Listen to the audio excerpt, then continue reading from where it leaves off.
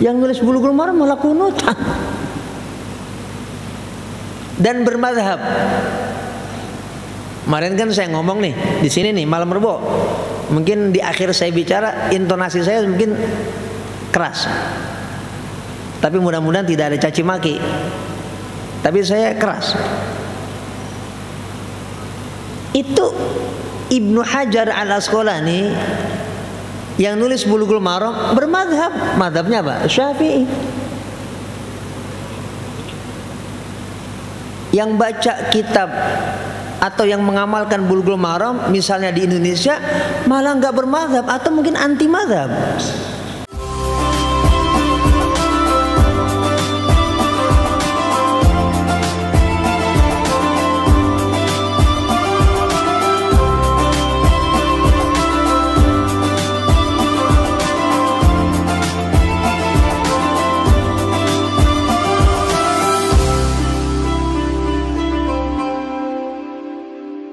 Ada kitab Bulughul Maram.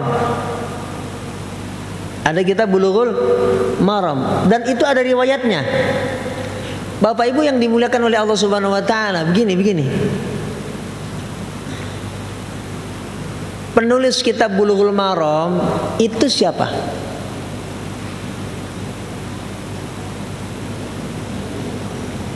Al-Imamul Hafidz Ibnu Hajar Al-Asqalani.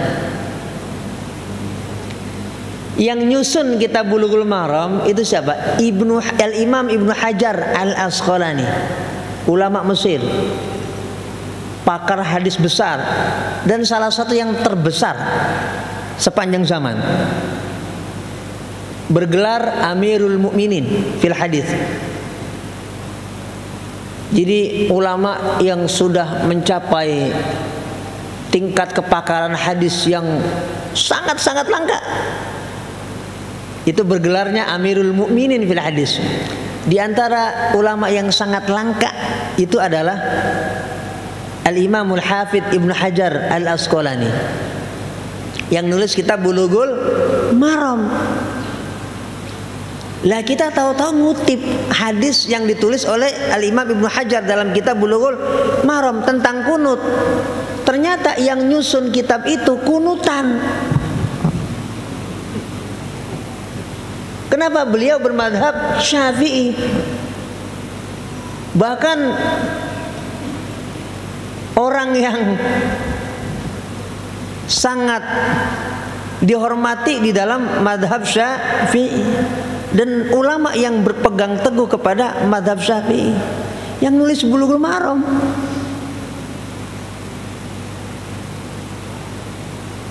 Yang nulis Bulughul Maram malah kunutan dan bermadhab. Kemarin kan saya ngomong nih di sini nih malam Rebo. Mungkin di akhir saya bicara intonasi saya mungkin keras. Tapi mudah-mudahan tidak ada caci maki. Tapi saya keras. Itu Ibnu Hajar Al-Asqalani yang nulis Bulughul Maram bermadhab. Madhabnya apa? Syafi'i.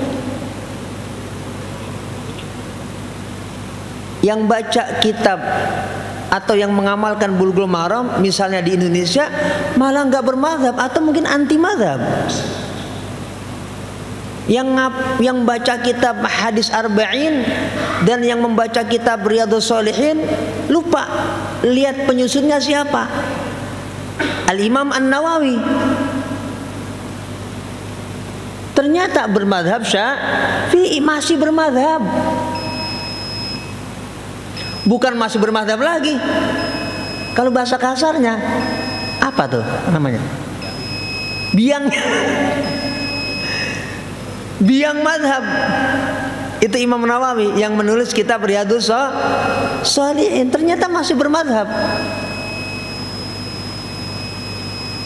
Ulama sekali, ulama hadis ya, ulama pakar hadis sebesar Ibnu Hajar Al-Asqalani yang sudah hafal hadis lebih dari 100.000 hadis dengan sanad dan matannya bermadhab.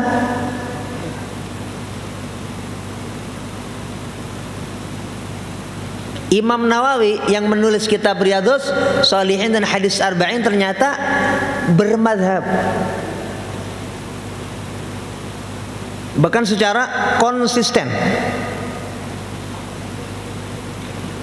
Apalagi kitab yang kita baca sering, bahkan kita jadikan rujukan, tafsir Ibnu Katsir, ditulis oleh Imamul Hafidz Ibnu Katsir. Lupa baca biografi ulama itu ternyata bermadzhab juga, bermadzhab Syafi'i juga.